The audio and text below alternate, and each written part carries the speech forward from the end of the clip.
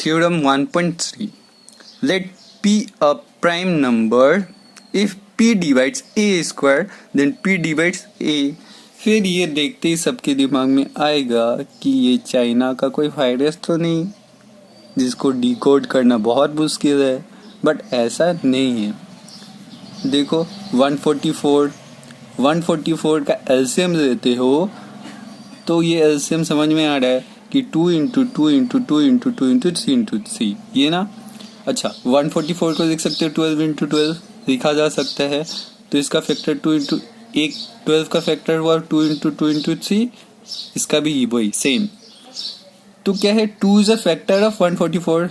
हम देख चुके हैं कि 144 का फैक्टर 2 है, और हम यहाँ पे ये भी देखेंगे कि 12 का फैक्टर भी 2 है।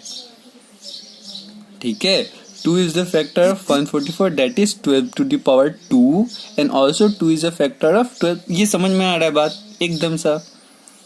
अब इसी चीज को इस हिसाब से, ये क्या था हमारा, मैंने पहले बताया कि हम लोग किसी भी चीज को स्पेसिफिक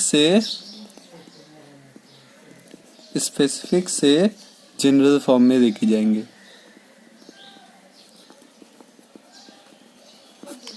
तो देखो 2 डिवाइड्स 12 स्क्वायर, अभी मैंने यहाँ पे बोला, किसी को समझने में कोई दिक्कत नहीं। तो क्या कोई भी, ये 2 हमेशा 2 ही होगा, कुछ भी हो सकता है। तो सोचो एक पी क्या है, पी कोई प्राइम नंबर है, डिवाइड्स ए स्क्वायर क्या हो सकता है, कोई डिविडेंड हो ही सकता है। तो पी डिवाइड्स ए स्क्वायर, तो हमने देखा 2 को पी पकड़ा और 12 को ए पकड़ा, तो पी डिवाइड्स ए स्क्वायर, तो ये हो ही रहा है, समझ में आ रहा है। देन पी डिवाइड्स ए, समझ में आया कि अगर कोई नंबर 2 है तो वो कोई डिविडेंड के स्क्वायर का फैक्टर हो है, तो वो उसका भी फैक्टर होगा ही।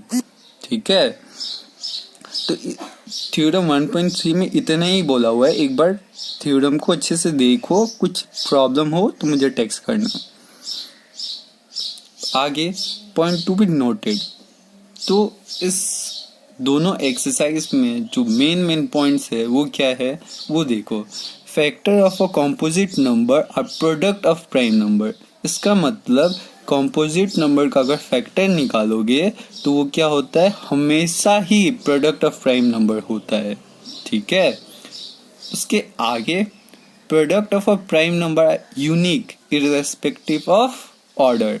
तो ये मैंने पहले पार्ट में समझाया हुआ है कि अगर 6 का फैक्टर निकालोगे तो 2 और 3 ही आएगा। अगर हम 14 का फैक्टर निकालते हैं तो 2 और 7 आएगा। अगर हम 28 का फैक्टर निकालते तो 2 इंटू 2 इंटू 7 ही आएगा। हाँ, पहले अगर 28 का 7 से पहले लोगे तो आगे पीछे हो सकता है बस, बट यही आएगा, 2 साथ ही आएगा, इसलिए यूनिक है। ऑर्डर कुछ भी हो सकता है। Product of a prime number need not to be distinct.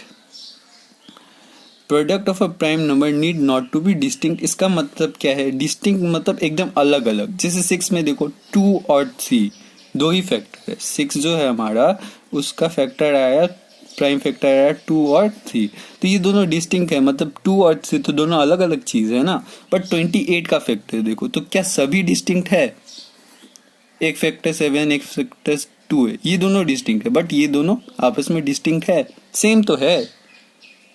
ठीक है, तो product of a prime number need not to be distinct, ये समझ में आया। अच्छा, अब 1.3 का बहुत इंपॉर्टेंट क्वेश्चन है, उसको डिस्कस करने से पहले उसको करने के लिए एक मेथड है। मेथड क्या है कि बहुत सिंपल सा है, प्रूफ बाय कंट्राडिक्शन। मतलब हमको जैसे ये तो सबको पता है कि √2 है या √3 है या √5 है, ये क्या है, इरेशनल नंबर। कैसा नंबर है, इरेशनल।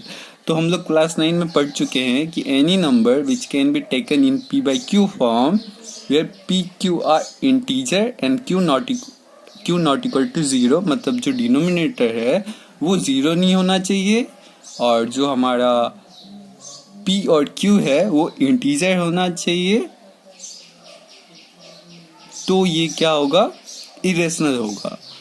तो 9 के लिए तो सही था, लेकिन 10 में हमको इस चीज को प्रूफ करना है। हमको देख के लगेगा कि नहीं ये इरेशनल है, लेकिन इसको प्रूफ करना है। तो प्रूफ कैसे करेंगे? प्रूफ करने के लिए हमारा फर्स्ट स्टेप होगा कि ये इरेशनल है, जानते हैं हम, लेकिन इसको हम मानेंगे कि ये इरेशनल नहीं है।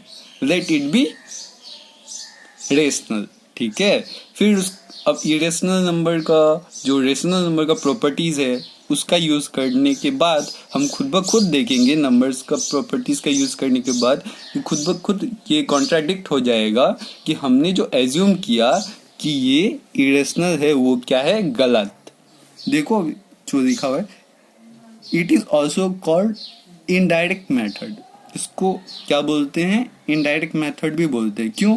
क्योंकि कान को पकड़ना है, हम सीधा पकड़े या उल्टा पकड़े, बात एक ही है, लेकिन यहाँ पे उल्टा पकड़ना है।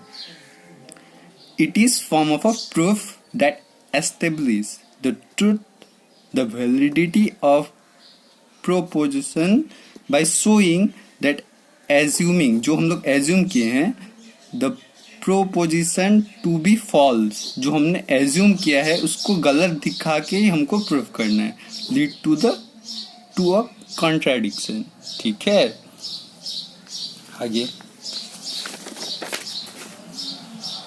अब मैंने एक्सरसाइज 1.1 का एक क्वेश्चन दिया है, proof that root 5 is irrational. हमको प्रूफ करना है कि ये क्या है, इरेशनल है।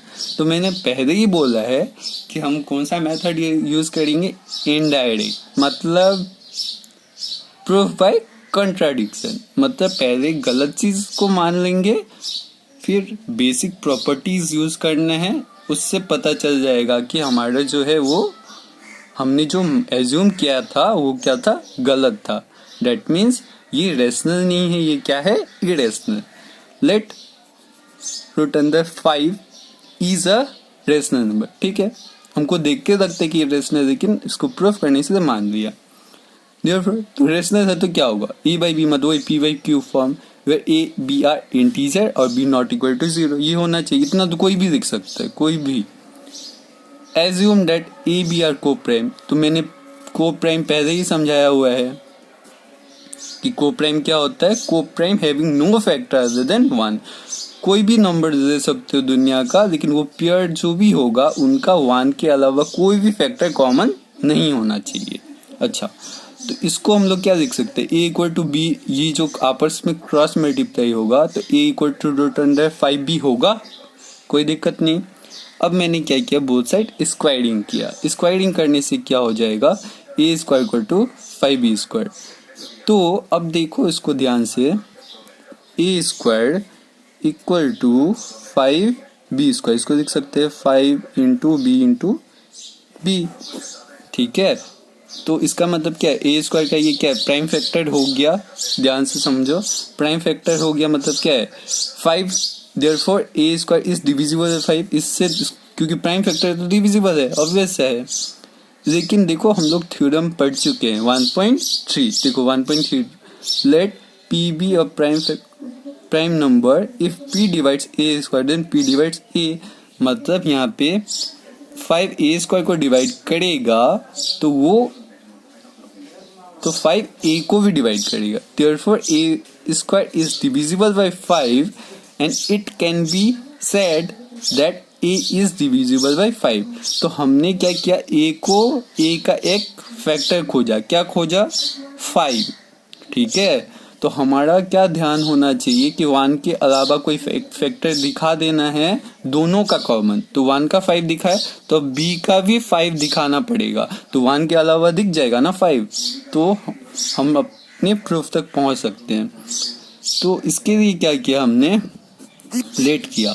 लेट क्या है, a equal to 5k, a को क्या माना 5k, तो a की जगह पे a का वैल्यू बैठाएंगे, a की जगह पे 5k लिखे, 5k square equal to 5b square, तो ये हमारा हो जाएगा 5 स्क्वायर मतलब 25, k square equal to 5b square, 5 1 जा 5, यहाँ पे 5 5 जा 25, तो ये 5k square equal to b।